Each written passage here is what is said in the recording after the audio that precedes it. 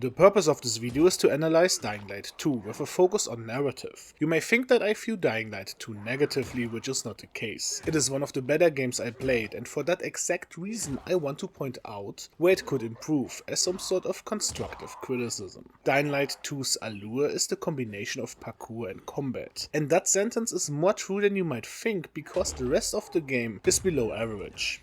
I usually don't give a score, but to explain dimensions it's usually helpful. If I would separate the game into categories, which is narrative and gameplay, then gameplay would be a 9 out of 10, while the narrative would be a 4 out of 10, and that's a pretty huge gap for me. To give proper context, I will go through the whole main quest and some of the side quests. I also want to point out 2 misconceptions about Dying Light 2 that some people may have. First, you don't need to have played Dying Light 1. There are only minor Easter eggs and references. Also, you don't need the best graphic card ever built. When I looked at the game, I was sure that my 8-year-old GTX 960 would not be able to play it. But not only does it so almost flawlessly, I also could record it.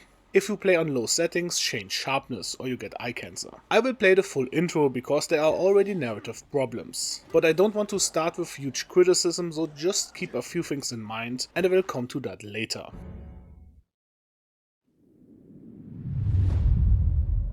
Civilization is a vulnerable thing, a whim of circumstance. At any time, the smallest flap of a butterfly's wings may set catastrophe in motion. Haran, an entire city wiped from the map. Those left behind there did not stand a chance. The world's greatest minds came together and found a vaccine against the Haran virus. Finally, mankind had prevailed against the disease. But people always want more.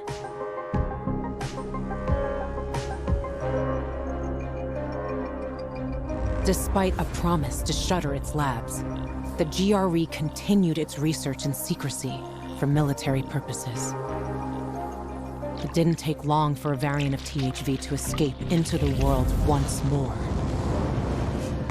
The fall happened more rapidly than anyone could have predicted.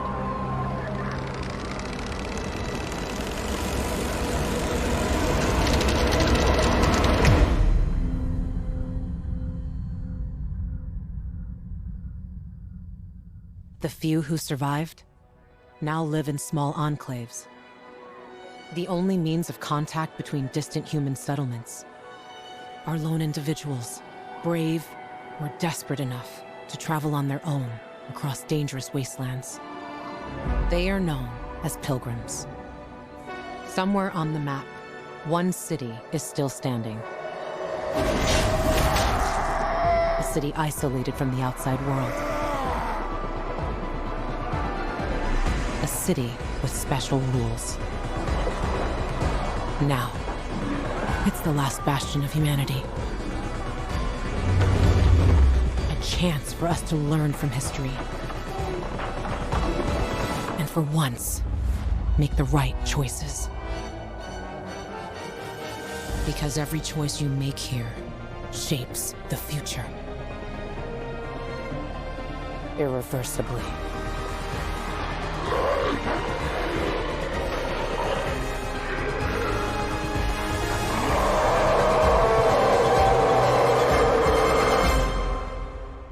You play as Aiden, a pilgrim which is a messenger between settlements. You meet with Spike, another pilgrim and a character from Dying Light 1.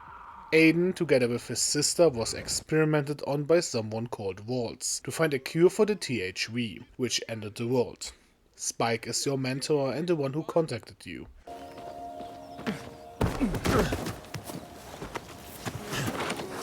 Thanks. It's good to see you, Spike. I mean, how long has it been? Far too long, but don't get all mushy on me now. Come, I want to show you something. You find an abandoned house with Spike, and in it an old photograph that was under the sky in rain and sunshine for 15 years. Spike has found someone who knows about vaults and gives you the contact. We're supposed to contact that guy in the morning, so we set out for the nearest radio tower. This is now a more open tutorial. We learn how to deal with infected, freely climb and jump. We can do that because of our occupation. Pilgrims often have to traverse the wasteland. Across dangerous wastelands. That is not a problem I meant in the intro. We have the first boss fight against a fast-moving infected that jumps at us often and some normal slow infected we call biters besides it. We then sleep and in the morning contact the guy. We are supposed to get him out of the city Villador. It is surrounded by vaults because it was quarantined in the early stages of the pandemic. We go through a tunnel the GRE didn't seal to get him out, but get bitten by a volatile and are now infected.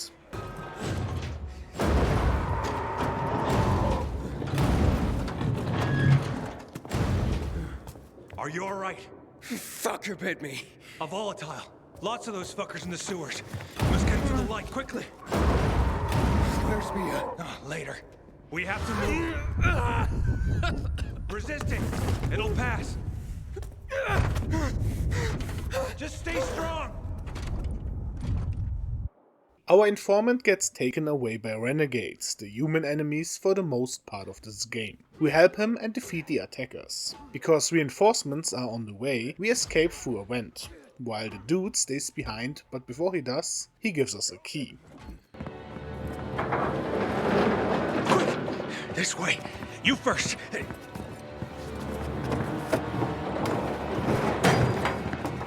What are you doing? Waltz can't get the GRE key, remember. What? Let me out! Fish high. The one. Go! There's the traitor! We get chased and escape, but we are still infected and about to turn. In that condition, we arrive at the bazaar. Who the fuck is this? Fucking turning! Kill him! Quick! No! Hang him! Let's watch the fucker die! Fucking stray whore lost soul! Wouldn't it be faster than that? Leave him the fuck alone!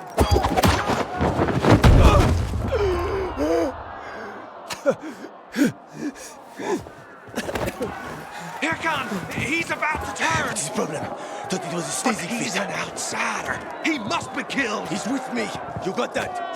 Didn't I tell you not to go anywhere without me, eh? Didn't I fucking tell you? Fuck are you? They'll tell you about. Shh, not now. The guy who saved us is Hakon. He gives us an inhibitor that will prevent us from turning, as long as we have ultraviolet light. Everyone in the city is infected and uses UV light to stay human. You can, however, move in the dark for some minutes. To keep everyone safe, every person is required to have a biomarker that shows if someone is turning. Hakon wants to help us find the biomarker. I like Hakon, so do most players probably. The dude who gave us the key mentioned a place called Fisheye. That place is in another part of the city, but there are some roadblocks. And with this, let's start complaining and explaining. The ladder first. Dying Light does not have zombies. Per definition, a zombie is a revived corpse. The infected in Dying Light turn. If you are without UV light, the virus will turn you into an infected, but if you die, you won't turn. That is also why the bazaar people wanted to kill you. But for most cases, you can view the infected as zombies. In most games and movies, zombies have some things in common you need to gloss over, in a suspension of disbelief. But I want to state some of them regardless. First is energy consumption. Whenever you move a muscle, click with your mouse or use a controller, or even if you just move your eyes, you use energy. The human body is a mobile power plant which turns water and food with the help of sleep into energy. But if you reduce these factors, your energy gets lowered. The infected in this world stay on the street all day, moving around a bit. They sometimes eat a human, but that happens not often enough in regards how many infected there are. Infected don't need to eat or sleep and have infinite energy. Second is time. It's 15 years since the fall, and most infected are staying outside all the time, but their flesh doesn't rot. they don't break. For the infected, time and degradation is a foreign concept. Third is that the Horde is endless. They don't reproduce, and survivors kill zombies all the time, and only very rarely turn themselves. They kill hundreds each day for 15 years. 4. Without humans, no infected. All infected come from humans who turned. Dying Light brings two more things. Sometimes infected mutate to specials, and sunlight hurts them. Special zombies and fresh infected gets damaged by sunlight and can even die from it. That's why only slow zombies are out at day. But this is a huge problem, because Dying Light breaks genre convention in a very poor way. For some reason, Villedor, the city, is safer than the outside. In most zombie games, the city is the most dangerous part, because there were the most people, and subsequently the most zombies. If there is a reason for breaking that convention, it would be fine, but in Dying Light, sunlight weakens zombies. So if a faraway settlement in the middle of nowhere exists, how could they be in danger? Zombies aren't intelligent, they don't plan long trips to invade humans. Also, if they can't reach that settlement in less than a night, they die. The countryside should be the safest place, not the most dangerous one. There is later an exploding zombie that can run during the day without dying, but again they don't seek out settlements. And the reason for most specials are chemicals that were dropped on Villedor. They shouldn't exist outside the city. Also, people are living in Villedor since 15 years. They have children. How do they get biomarkers? They should have an abundance of them. The same is true for inhibitors, that people need to stay human. For now, that's enough. Hakon explains that inhibitors also make us stronger, which means in gameplay, it improves health, stamina, and the time we can be in the dark. We also have a survivor sense that let us scan the area, which is only a gameplay thing, and perfectly fine. Even though sometimes it doesn't work until you restart the game. For how new this game is, it has very few bugs, and this will be fixed probably in the future. We find a chest with Hakon. The GIE key we got gives us access to new places and good loot, which makes it incredibly valuable. With the night, we suddenly have trouble again and need to find a UV light. We try the bazaar but get rejected. Hakon knows someone, and we get chased by the infected through the night. Killian lets us stay the night after Hakon gives him the electronics we found. There are biomarkers in the hospital, which is a dark zone. That means they are stronger and faster infected. We infiltrated with Hakon, but come to a point where we need more stamina, so Hakon suggests finding an inhibitor inside the hospital. We do that and find the biomarker shortly after. Then we come to the open and have a conversation with Hakon. I always wanted to learn how to surf. What, you find a bunch of old postcards or something? Don't laugh at my dreams, man. I know one thing. I have to get out of this city. It's killing me, right from the inside. Will you help me? The ocean's a long way from here. And we're both infected. People don't want pilgrims for their neighbors. Fuck people. I will help you with them. And you can help me survive on the road. You know the routes. You know how to survive out in the open. What do you think? We cover each other's asses. How does that sound? This game has many choices. Some don't matter, and others do. We owe Hakon, and so I accept it. This choice don't matter. And with the biomarker we now have freedom, and to have some landmarks, we can scout the locations with binoculars. What I really like is how Hakon says to you that you should do different stuff till he contacts you, giving you a narrative directive to explore the world and to do side stuff. The main part of gameplay is fighting infected in combination with parkour. You also find inhibitors in many locations as well as weapons of different rarity. White is the lowest, then green, blue, purple and yellow. Because of this, Dying Light 2's exploration is very rewarding. There are also activities that I will not explain, but for now let's look at windmills. By climbing them, like the Ubisoft towers in Far Cry, you get access to some structures in the area. If a faction controls the region, it builds an outpost with a trader. While exploring, you find dark zones that are usually way more rewarding. Among them, clinics that have some of the most dangerous enemies, volatiles, that can kill you easily. The trick is going in at night, when all the strong enemies are out partying. You can usually find good loot and inhibitors in them. For the main quest we come to the bazaar. We get some interesting facts about the Night Runners, a group of people that saved many. But it's hopeless. Since there are no Night Runners, the search always ends the same. Those Night Runners. Tell me about them. What's there to say? Nearly all of them are dead. When they were around, they were the only ones not afraid to go out at night. They rescued those who didn't manage to get to a shelter. But of the entire group, only a few survived, including Frank, their former commander. Once upon a time, he was great. Now, he drinks himself into a stupor at his place in the central loop. After this we meet with Hakon. What about this passage to the center? Right. Look, from this roof you can clearly see the Peacekeeper's base. So the PK run the city? They sure think they do. That's what they need the uniforms and ranks for. They tattoo them. They're fucking obsessed with hierarchy. But they don't control the city. At least not all of it. Who controls the rest? The Colonel. The Renegades. Oh, you won't meet them here.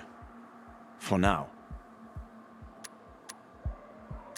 Wait, you brought me here to take a look at the Peacekeepers? The PK are your ticket to the center. I told you the only way to get there is through the metro tunnels. I'll go inside and draw their attention away from the platform. Then you enter the metro technical station. There's an airlock there. We'll take it together to the central loop. The Peacekeepers and the Survivors are the two friendly factions of the game. Peacekeepers are an organization that fortifies their position, while the Survivors are the free people that live however they want. Some days ago, the PK commander, Lucas, was in the bazaar, the main hub currently for the free people, and got murdered. And now everyone is suspicious. And the PKs decided to prevent access to the tunnels till this whole ordeal is cleared up. We go with Hakon's plan and travel through the tunnels, but something goes wrong and we get captured by the PKs. Aitor is the leader of the PKs in Old Villador. What's it like outside the walls? You never know where danger's gonna come from. Always new territories, new threats. And you came here to take shelter? I came here because I'm looking for someone. And a lot of people are said to have survived in Villador. You're looking for someone? Maybe I can help you, but not for free. I'm used to trading. What do you need? No nonsense. That's good. The tunnel will be closed until I find our commander's murderer, Commander Lucas. His body was found in the bazaar, horribly mutilated. The people of the bazaar aren't making this easy. They're proud and loyal. They refuse to turn anyone in. But Command has lost its patience. I have orders from the top, Pilgrim. If the inhabitants of Old Villador continue to revolt, our army will come here and burn the bazaar to the ground. Now, I'd rather avoid that. What do you need from me? Lucas had a weapon. A rare set of brass knuckles called the Lazarus. This is the key to finding the killer. If you learn anything about the Lazarus, tell me, and I will most certainly return the favor.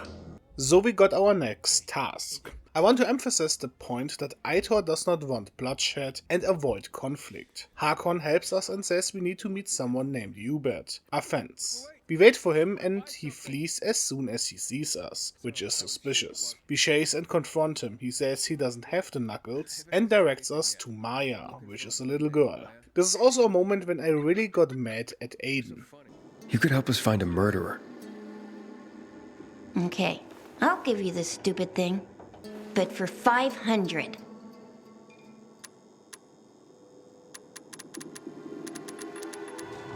That's a lot of money, kid. Of course it is. Life's damn expensive. I have to buy water and a marker for my brother. He's turning 12 soon, you know. I can give you 10, and that's my last offer. Deal! Nobody wanted to buy it anyway. I have more than 2,000 zombie fun bugs at this time, and we haggle with a little girl. What the fuck game? Just let me pay her. We return to Aitor. I did what you wanted. It's your turn. Get me to the center. Opening the tunnel to the central loop is beyond my pay grade, Pilgrim. Command wants me to find the killer. Ader, you promised! Cool down, Pilgrim. I keep my promises. First, take this. Token of gratitude. Ader, I have to get to the center. Get it? You're looking for someone, right? I want to go to the central loop too. My wife and kids are there, and I can't protect them when I'm stuck here. The tunnel will open when I find the killer. Is that clear? You can help me, or you can wait until I find him myself. Before Lucas got killed, they took his insignia from his corpse. Ator suspects someone from the bazaar and we help him. We meet with Carl, who looks like Duke Igthorn, and then with Sophie. Sophie wants us to find the location of some crystals and we have to persuade some local craftsmen for that. Barney, Sophie's brother, already asked about the crystals and has gone after them. We have to look for him. He's hiding inside a building and says we need to help a friend of his. We do find that friend, who dies shortly after, and Barney gets back on his own and used his friend to distract us, so we don't steal their crystals. We talk to Sophie and find out why they needed those. Two persons they excluded from the bazaar turned to bandits and occupied the water tower. So now the region doesn't have enough water and they demand crystals in exchange. We are supposed to watch over the deal, which is an ambush, and they kill the people that give them food, medicine and money. Why? There's literally no benefit. They came because they wanted to hand over the stuff anyway. There would be future payments. Now they will never receive anything again, because who would do business with those people? This would have been better if this was a setup by a third group, but no, the bandits robbed the goods they would have received anyway. Then a special infected, the Goon, also comes right after we kill the bandits. This is again a coincidence, and a bad one at that, because they could have just one bandit blow something up at the end of the fight, which in return would attract the Goon, instead of him arriving just in time. We meet up with Sophie, who wants to save Carl. While we talk about the plan to assault the bandit stronghold, we get contacted from Ator and meet with him. He wants us to be his agent. Find out from Sophie when she's planning the attack. Keep me informed where you are. Be careful.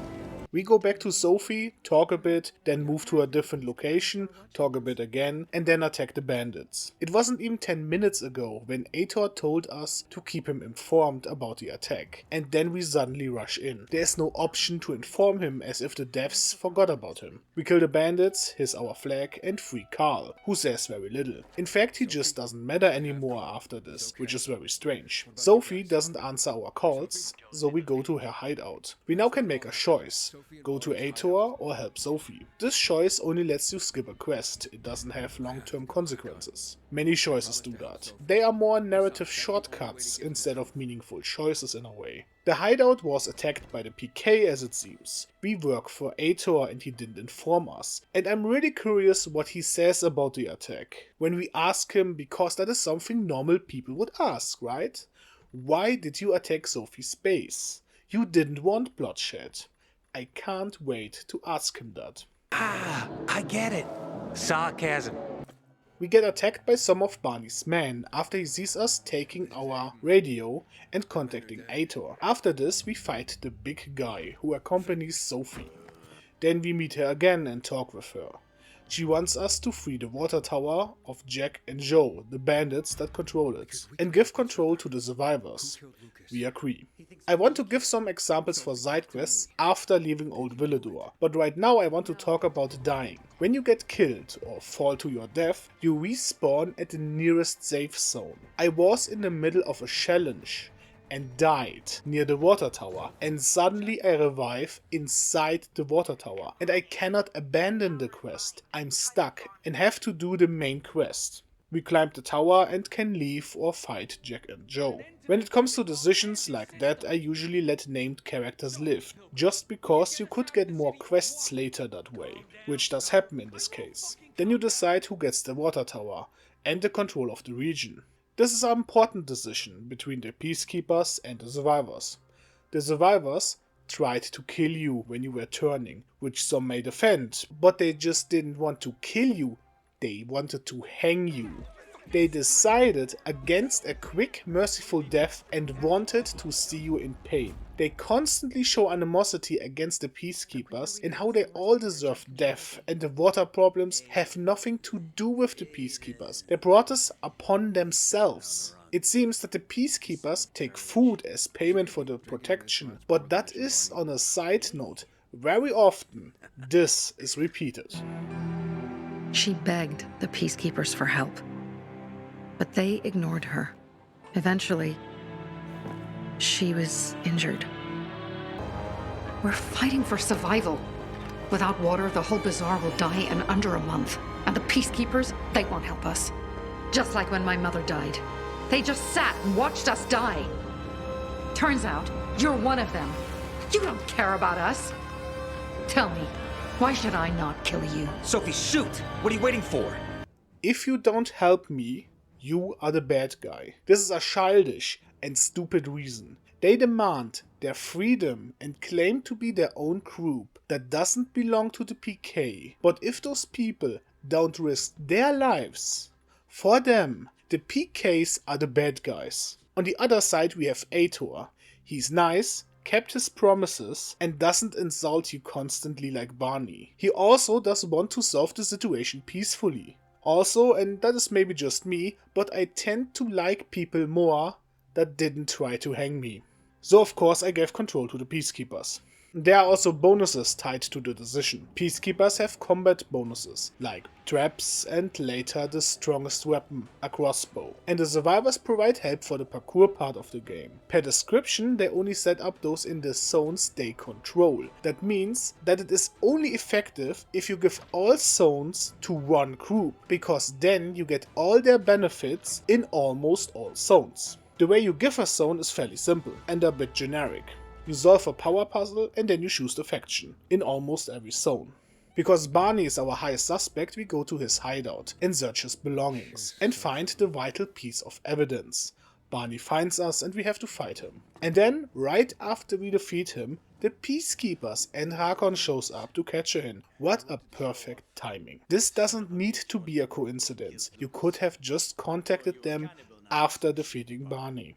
But no, the game is in love with its just-in-time coincidences. Barney gets questioned, but they don't find out anything. Aitor gives us access to the tunnels and we go with Hakon. But then the survivors attack the windmill, destroying the power source, and also attack the peacekeepers. Of course this happens, right when we are inside the tunnels. And we get into trouble. Hakon bails on us, but we can get help from the peacekeepers. We get out and attacked by Barney, who captures us and doesn't remove our weapons. We just fight him with all our stuff. What was the point of us being captured? Hakon contacts us and he wants to resume our journey. But then a sniper hits him and we see that he has a large wound. And he killed Lucas. We still save him and attack the sniper. I have a bow, so I can shoot him, right?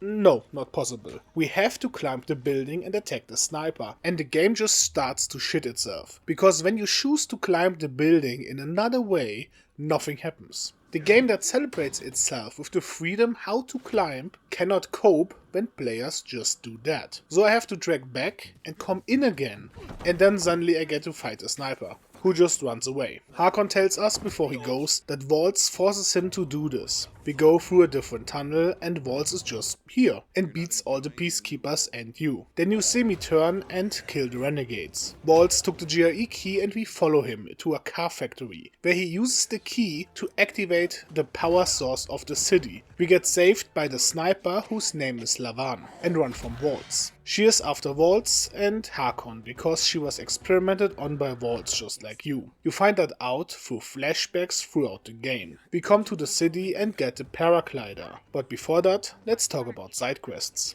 I will present some of them, but not all, to showcase the problem the game has in its narrative. I want to make the point clear that the game has many side quests, but most of them are boring. The one I picked were the most interesting ones. In the bazaar we get called out by Damien, who says he has a job for us and gives us the location. We suspect that it could have something to do with Lucas' murder, so we follow the deal. This is one of the better quests because it ties back to the main story. You don't just do side activity, but for your character there could be a lead. But that also has a problem. The murder of Lucas has too much importance for the story, and every person at this point will know that this won't be resolved in a side quest.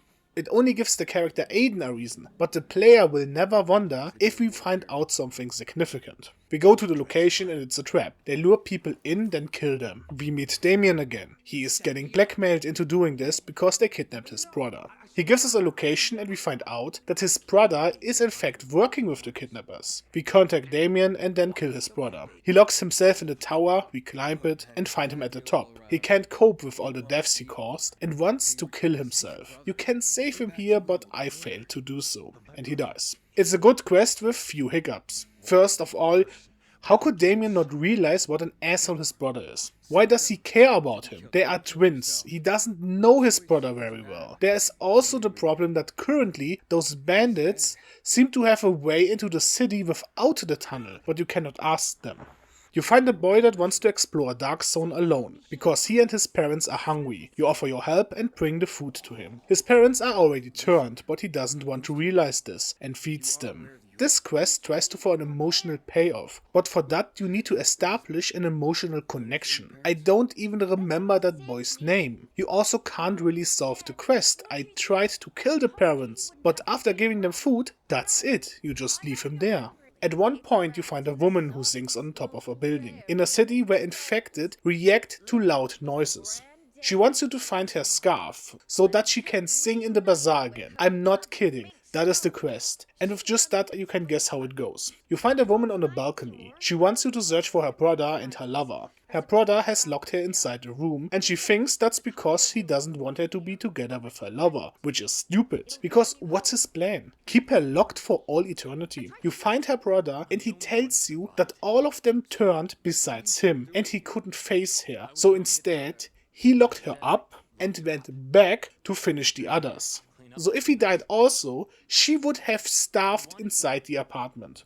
You also don't give a single shit about the people because you talk to everyone for only a few minutes. Challenge quests are the most damaging to the narrative. You sometimes have to deliver sausages or beer in a short amount of time. The problem is that this pretends to be a quest. Having challenges, like they are later in the game in form of just signs, is good, but having voice acting and conversations about sausages that go bad in 2 minutes, so you have to deliver them as fast as possible, is the opposite of good world building. It's world breaking. The matchmaker quest is very simple. There's a guy that has some kind of dating app service with a bulletin board. You have to find cards that were made by another person. You find them, get your dating card and get sometimes dates. Although this seems bugged and I only got one date after this. A woman who wanted to get a teacher and not a date.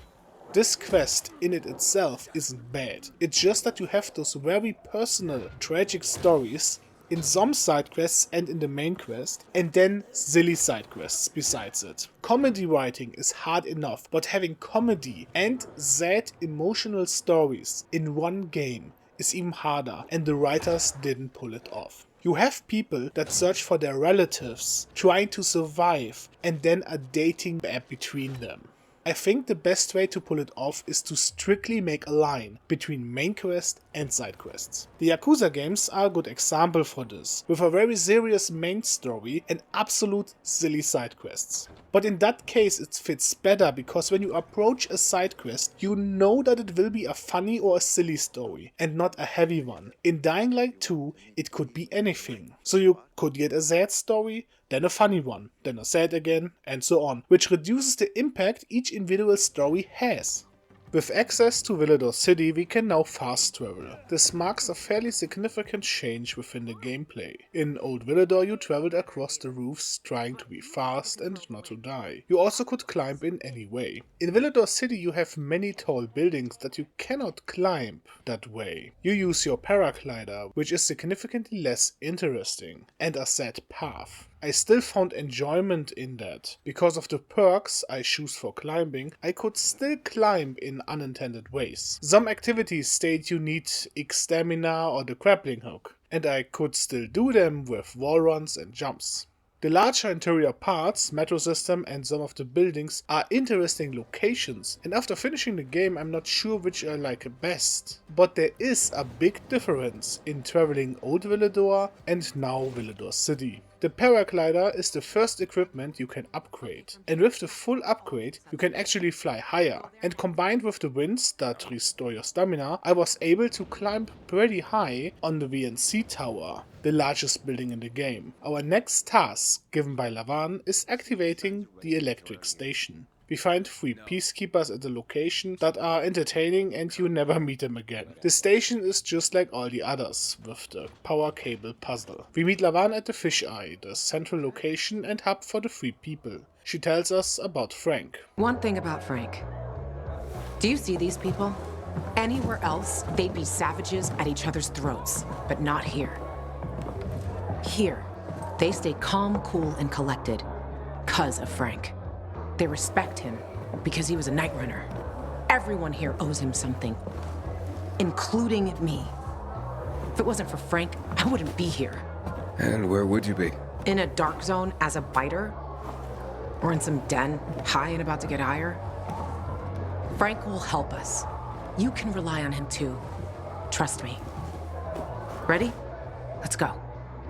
Then we go in and he's a drunk fuck. He lost many of his men when he tried to conquer the VNC tower and couldn't cope with the loss. We want to find out why Waltz turned on the power, and Frank may know something. And then renegades attack the fisheye, and you defend it. They actually attack with cannons. You need to understand how stupid that is. The smallest land cannon weighs around 300 kilograms. And they are inside, so they climbed the whole building with a 300 kilogram cannon, and everyone just watched them do it and wondered, why do they point a cannon at us? We defeat them and their stealth cannons and find Frank taken hostage. We get saved by Jack Matt.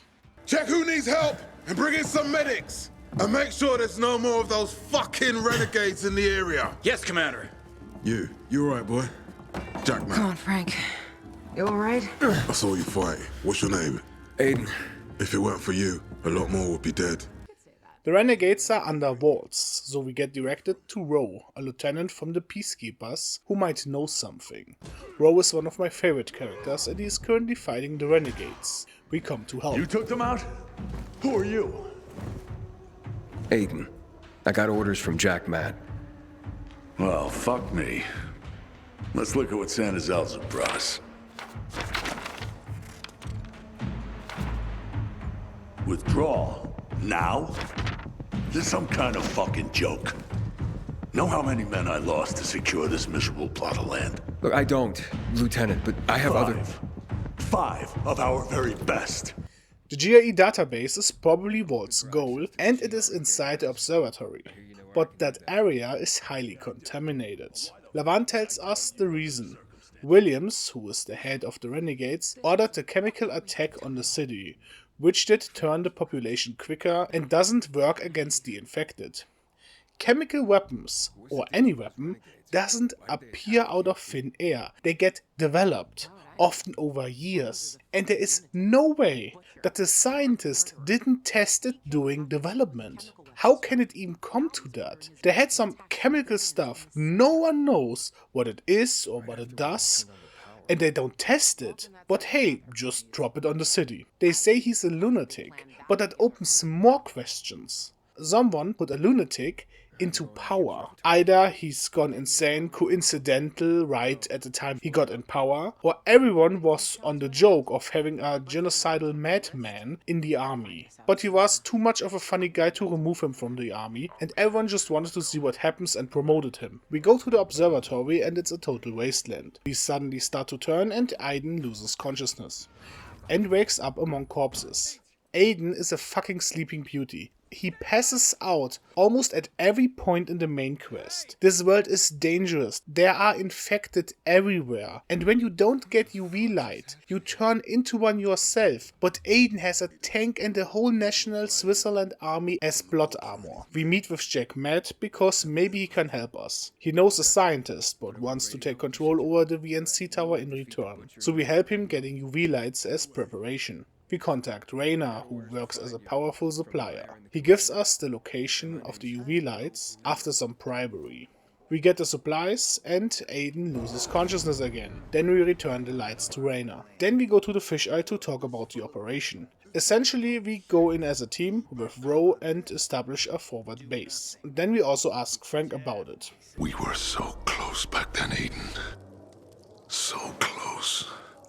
Despite what the others said.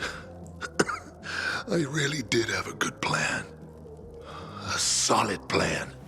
But it was a bloodbath, Aiden. A bloodbath. Frank, how do I get to the rooftop? We went in without a full team. Bastards. If they'd only had faith and stuck with me. But one lost faith and led the others astray. Who was that? Judas. That's who. If it wasn't for Raph, past is dead. So they say. So now we meet Ro at the VNC tower. We need to activate the power and we go in alone to the generator and activate it. Then we make a forward base and have one of the most awkward moments. This talk among teammates is so cliché that it's comedy. Because they made it so funnily obvious, I didn't give a shit when everyone died later. Because even the game doesn't take it serious. Now we made it this far, didn't we? We'll see it through. Or die trying, right?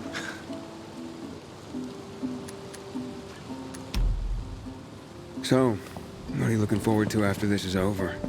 My wife, Marcia. Our child is due any day now. I'm over the moon. Now, we've been trying for a long time to have a kid. And it seems finally I did something right. See? I told you somebody needs to come over and give you some help.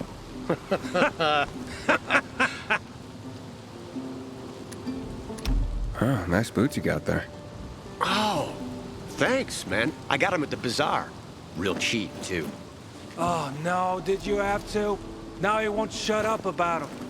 Yeah, he traded his official PK knife for them. And when Rove found out... I had to clean the latrines for a week. But it was worth it, no? Now, I have my eye on a nice jacket at the same place. Just can't afford it at the moment.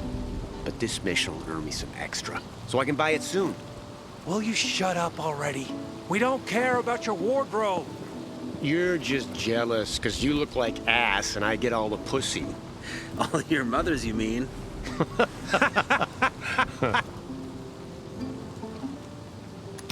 Rose sure is a hard ass. Of course he is. You know his story, right? You've seen the burns on his face and neck. I was there when he barged into a burning dark zone just to pull out one private. Yeah, the guy can be harsh, but not a lot of people will lay it on the line like he has. We've been through worse, right? Remember the volatiles in the old port? Well, that was a carnage. It was, and we pulled through. We'll have another good story to tell our families. Am I right? The next day we take the elevator and get attacked by an exploding infected and you pass out again. Most are already dead and we find Ro in his last moments.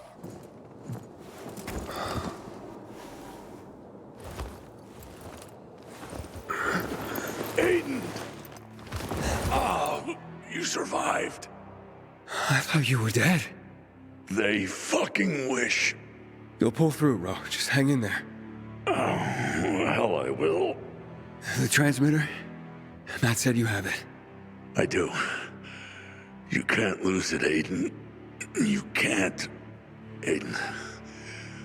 Don't you think you should wait for that potato medal I promised you? What? You withdrawing my commendation, Lieutenant? Oh, shut up. It's just... our dog tags. Don't let my boys be forgotten. If you see a fallen man, please take his tag. They deserve it, son. Then we take the transmitter and decide to climb the tower ourselves, but not without hiccups. We pass out again, which became a running joke for me. Then we get the grappling hook, which after some testing lets you climb anything by jumping and using the grappling hook repeatedly. The old problem with the set path shows up again, because I managed to climb higher with another route and had to jump down again or else it wouldn't work. Lavan also decides to come alone into this tower, against what we say. We are not quite at the top, but the rest is easy parkour, so let's talk about our choices. The VNC tower has a strong radio signal that can reach everyone in the city. We can give it to Frank or the Peacekeepers. Frank wants to send messages of hope, while the Peacekeepers will send propaganda. We know this because Frank told us that over the radio. He is at the fisheye and can send us constant and clear radio messages. He can even contact us at the end of the map. They don't need the radio tower. They already have radios. Maybe the range is not that far as they wanted, but especially for propaganda, you could just make one station and 3 or so signal repeaters. Not only that, but there are multiple problems. Even if we exclude that, we already have radios. First of all, it's been 15 years. We see people constantly scavenge old technology for electrical parts. Why would anyone with a dead silent radio after 15 years not disassemble it? Okay, let's say they still have functioning radios, why ever. Then, why would they just randomly zap through the signal lengths? After 15 years of silence, just suddenly boom, time to check my radio after 15 years. Maybe today it will work. This is a major decision, and with it you choose who will control the city. With a radio, the devs maybe overestimate the effect of radios and propaganda a bit. This isn't a little problem in the narrative, this is a huge part in the plot. And I think we can all agree, not all problems have the same weight. Just like a little glitch isn't comparable to corrupted save files or crashes to desktop, we can't compare major plot points to tiny ones. And here they should have put the most care into it, but they didn't. Prior to this, you often heard how Matt have changed and that he has something going behind the scenes. And Frank might be a drunk, but he's at least not a plotting drunk, so I gave him the radio. Also, I wanted to get another bonus for the survivor side, and with this Frank can send music and uplifting messages, which means he controls the city. Why not?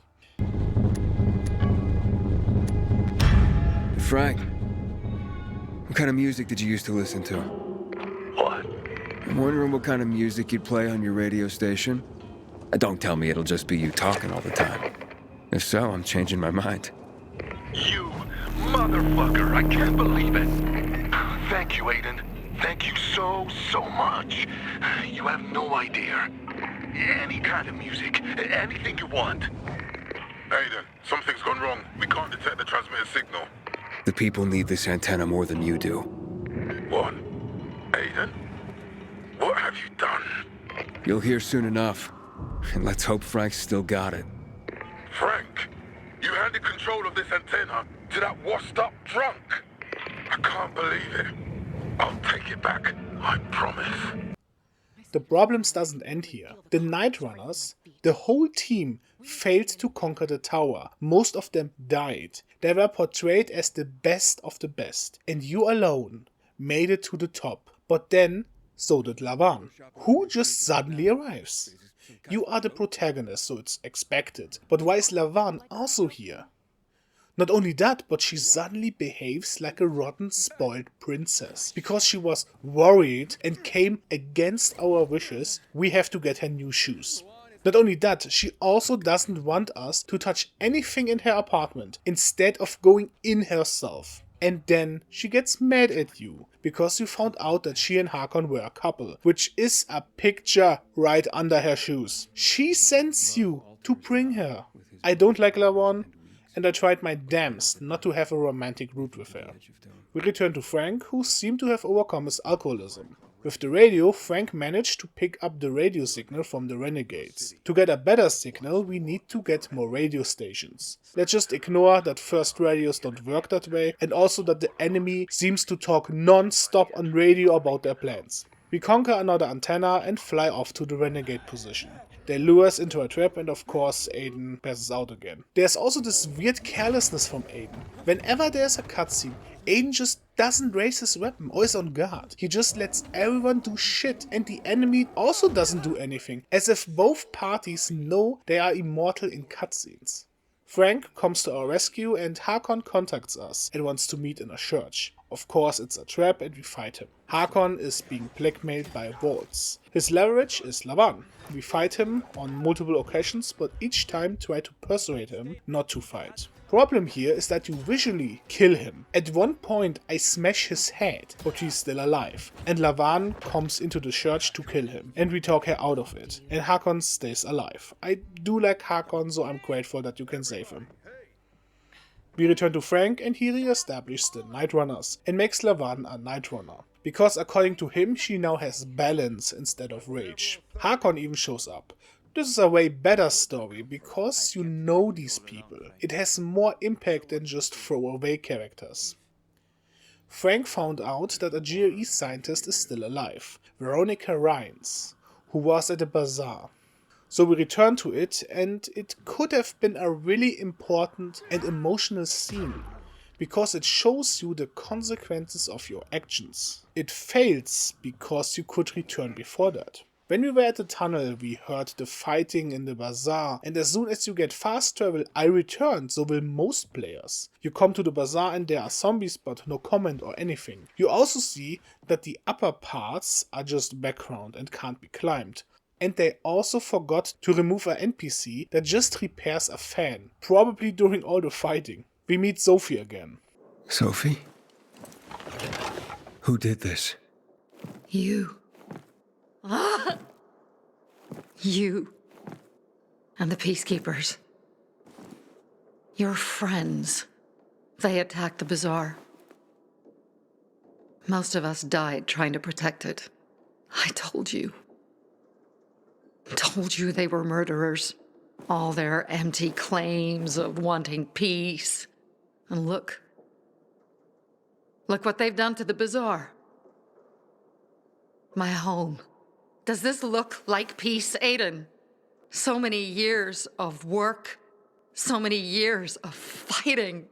Why did you even come here? I'm looking for Dr. Veronica Ryan.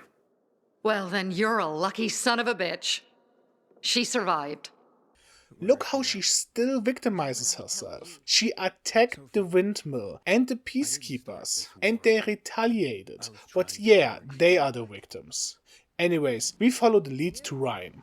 She has some mumbo-jumbo sci-fi immunity potion that lets us run over chemicals. We come to the observatory and activate the elevator so Ryans can also come with us. We go through some difficulties and arrive at the database. We don't find entries of Mia within the experiments, but on Aiden and Waltz. And suddenly, just in time again, Renegades and Waltz show up. And after defeating a wave of them, we also find out that the missiles are directed at the city. And we warn Frank, who in return warns the people. Veronica is held by Waltz, you free her and have to escape. There is a strong problem in the correlation between gameplay and narrative. You cannot fight Waltz. He will kill you and you do 0 damage. You have to flee, and then after fleeing, you have to fight him. And suddenly you can do this. It hasn't been 2 minutes and suddenly you fight on equal terms. He beats you and then you start to turn. And you kill Veronica. And you pass out again for about the 15th time or so. Then the missiles hit and you pass out again. You get saved by Lavan. And the leaders of the different groups meet to discuss further plans. According to Jack Matt, Williams, the leader of the Renegades, can shoot more missiles. And he wants to meet. They decide to meet him. Then Renegades come and shoot Frank with a poisonous arrow. I decide to first save Frank with the help of a herbalist you can also meet doing side quests. We go after the truck, and before we go into it, we get warned that this is the point of no return. In that case, I want to talk about 2 problems that are perfectly represented within 2 side quest chains. The first is carriers. You can join the guild that acts like postman. You get letters or packages and deliver them to the given address. The quest is not that interesting. The problem is the camera. You often look at people right into the face, and like the most batshit awkwardest postman ever, watch them open their letter and read or discuss them right before you. Who does that? There is some really personal stuff, and Aiden intruding into that privacy feels really awkward. At some point this happens.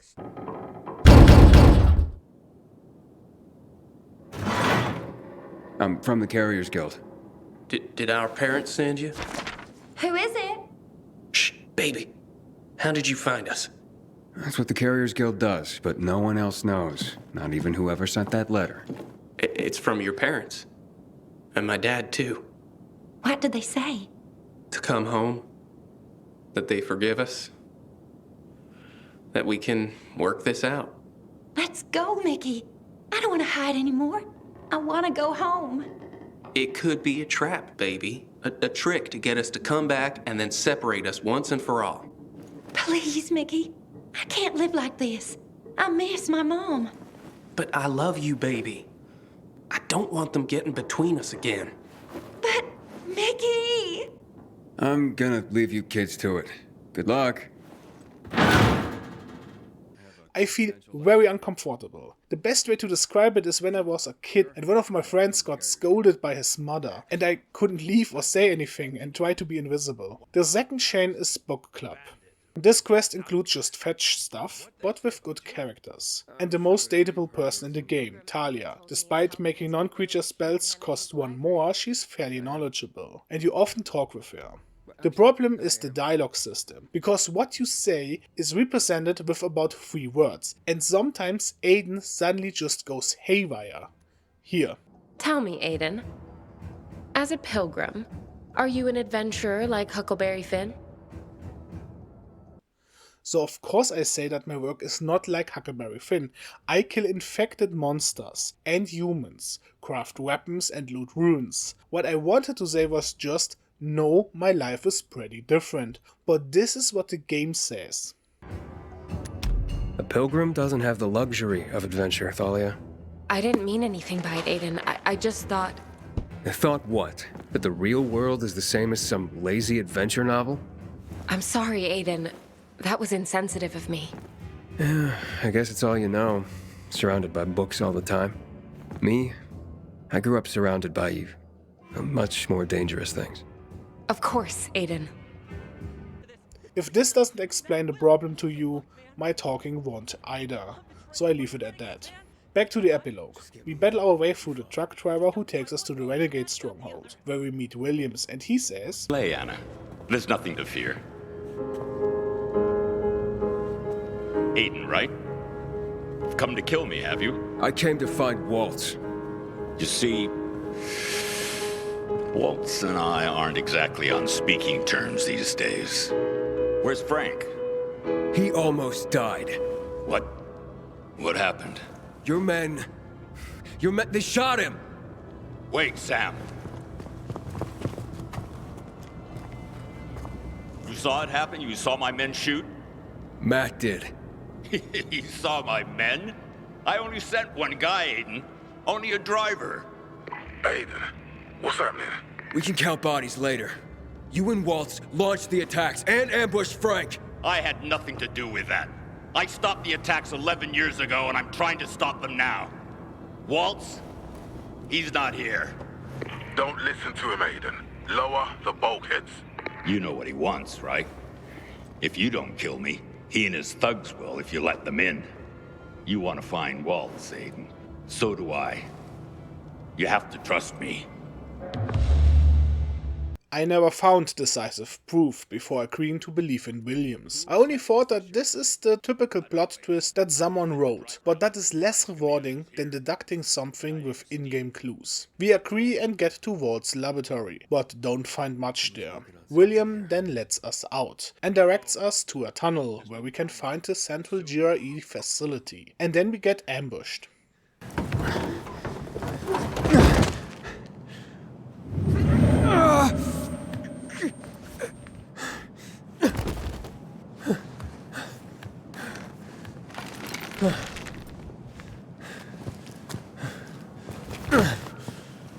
Aiden, what's your hurry? Didn't you guess we'd be following you? This isn't the time to settle scores, Jack. The Renegades have just entered the cloud. Are you going to join them? I'm going to stop Waltz. You are nothing but a traitor to me. Kill the traitor! Jack, stop. Frank! You look like you've seen a ghost, Jack. Leave, Frank, or you will all die. And then your real face will be revealed. Have you told your man that you tried to kill me? Lies! You wanted Williams dead to hide the evidence. These are the lies of a drunk! Kill them! But they're night runners. They're spying for Williams! I order you to kill them! The army collapsed because they were shooting civilians. Peacekeepers formed to stop that happening again. Grady, I gave you an order, damn it! We follow a commander's order. You're no longer fit to lead. You're too blinded by revenge. Watch out! You stand trial! Back for me!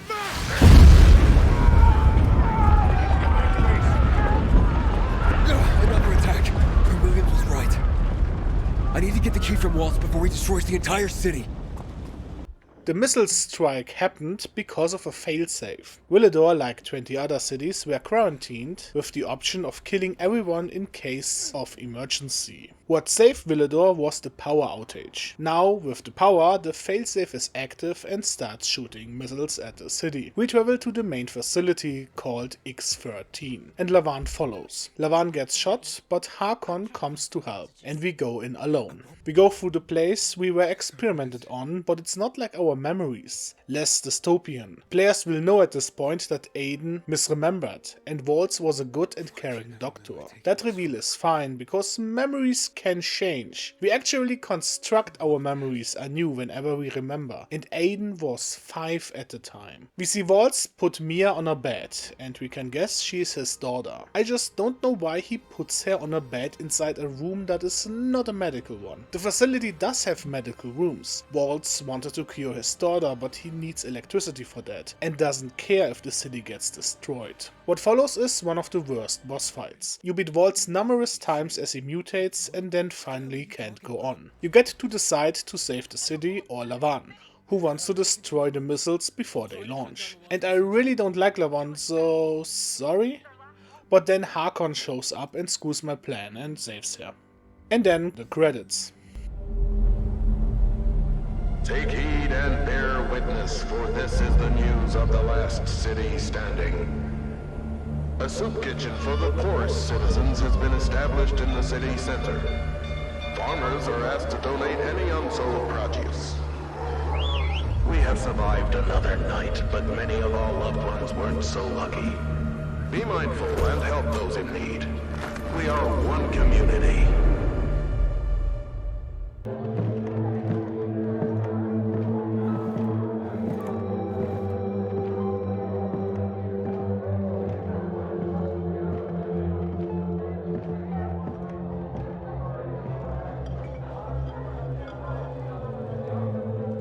One Rainer guarantees truth and justice for everyone. Yeah, unless you're overheard saying Jack's name out loud. Then you get a bullet in the head. Thank you very much. What's your poison? Beer, but only if it's not flat.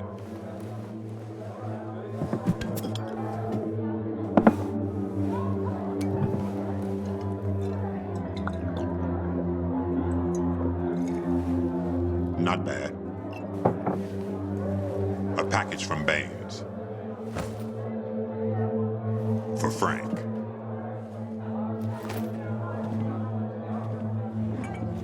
Well, well. No one wanted to talk to him for 11 years, and now he's a frickin' celebrity. If that was for the Night Runners, I'll give it straight to Lawan. She's their leader now. Have any of my people passed through recently? You mean a pilgrim? Why do you ask?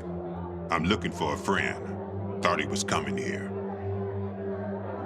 The pilgrim was here, but not anymore. Where'd he go? Wherever the road took him. Same as the rest of you. Did he find what he was looking for here?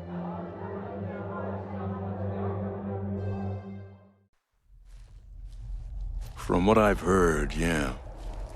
His sister. But they said she was so weak. She lived only for a couple more hours. He stayed with her, buried her under an old oak tree. Then he turned toward the horizon and kept on walking. Poor guy. If it wasn't for him, there wouldn't be a single brick still standing in this city. So why didn't he stay? They said he was starting to change, taking a drug that was destroying him. People like him are better off on the road. Think we'll be able to find work along the way? Luan, you were supposed to stay in the city. Says who? I decided I wanted to stay with you. And not with Williams. That's for damn sure.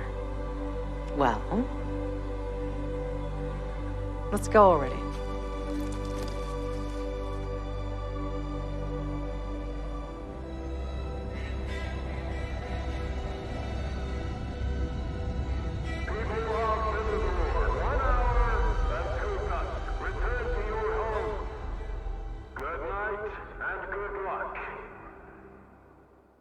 Here's some closing thoughts. Dying Light 1 had pretty good nights, while in Dying Light 2 the nights feel much safer. The difference is preparation. In Dying Light 1 the strongest enemies, volatiles, were already present. If you got spotted you might die, even with the best equipment. In Dying Light 2 volatiles won't start to appear till you get to Chase 3, which takes effort, and you can prepare for it. Infected that appear till Chase 3 aren't really that strong, so you have little to fear. Dying Light 2 was very enjoyable, but that only because of the gameplay. The two faction system was interesting, but the game treats one faction as the correct one. If the Peacekeepers get control over the city, then most people die, and it becomes even more dystopian. The narrative was lacking in many cases, and I hope I did demonstrate this successfully. Techland makes good zombie games, I just wish they wouldn't also let zombies write their stories. Good night and good luck.